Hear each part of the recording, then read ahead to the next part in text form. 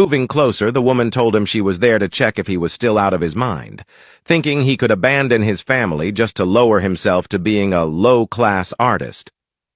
She added that he needed to return and help her run the family business instead of acting like a lunatic. Wubin looked at her without saying anything. She continued, reminding him that he was her only son, her only child, and that it wasn't fair for him to leave her.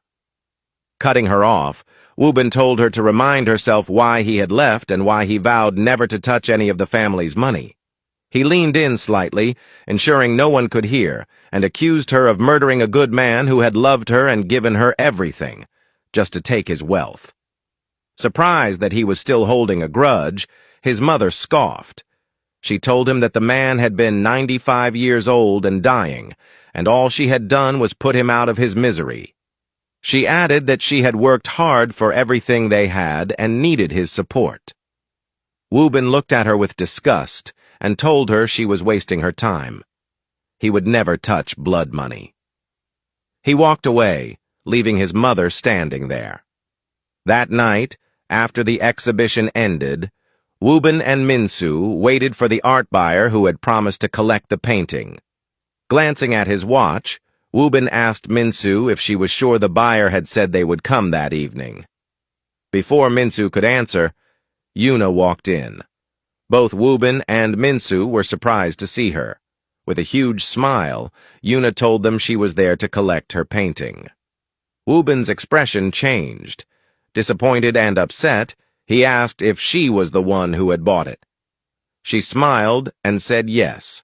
Annoyed, Wubin looked at Minsu and told her to give Yuna the painting. Then, without another word, he walked to his office. Yuna ran after him. She asked what his problem was, saying she thought he would be happy that she had bought his most expensive painting.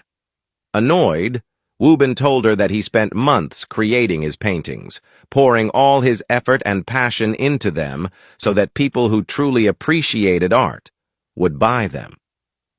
He accused Yuna of undermining his work by purchasing it, not because she appreciated it, but because she wanted him. Yuna stood there, confused. She told him she did appreciate his work and that it didn't matter because he had made a fortune anyway. Wubin snapped, telling her he didn't give a damn about money. Minsu later found him outside smoking. Surprised, she asked if he smoked. Wubin said he only did when he was stressed.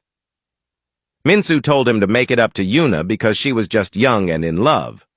Wubin agreed, on one condition, that Minsu would come along.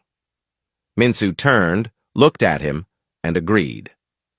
That night, Minsu, Yuna, and Wubin went to a restaurant where they ordered food and alcohol. Yuna was in high spirits, thrilled to finally have a date with Wubin, even though Minsu was present. As they sat eating, Wubin couldn't keep his eyes off Minsu. He felt foolish for inviting her after promising himself he would stay away. He watched her as he ate, while Yuna, sitting next to him, noticed his lingering gaze on Minsu. To distract him, she apologized for buying his painting. Wubin turned to her and assured her that it was fine, admitting that he shouldn't have shouted or snapped at her. He encouraged her to eat and drink, adding that the bill was on him. As the night went on, the three of them became increasingly intoxicated. It was a fun evening, and Minsu noticed how delighted Yuna seemed. She was glad she had been able to lift her mood. As they continued drinking, one of Sunjin's father's guards entered the restaurant and announced that he had come to take Yuna home. She tried to refuse, but he picked her up and carried her out. Wubin and Minsu laughed as Yuna threw a tantrum. Later, Wubin and Minsu walked down the street trying to hail a cab. Minsu turned to him and thanked him for a wonderful night. Wubin looked at her and said he would do anything for her. She laughed and told him she was grateful for him and happy to have met him. Taking out her phone, she called Sunjin, but as the call connected, Wubin suddenly grabbed her hand. Minsu turned to him, confused. He confessed that he liked her, explaining that he didn't know how it happened, but he felt an overwhelming urge to protect her and be there for her. He admitted that he knew it was wrong since she was Sunjin's woman, which was why he had been trying to stay away. However, no matter how hard he tried, he couldn't control himself. Minsu stared at him before bursting into laughter. They were obviously both drunk. She playfully patted his shoulder and told him to stop being so serious.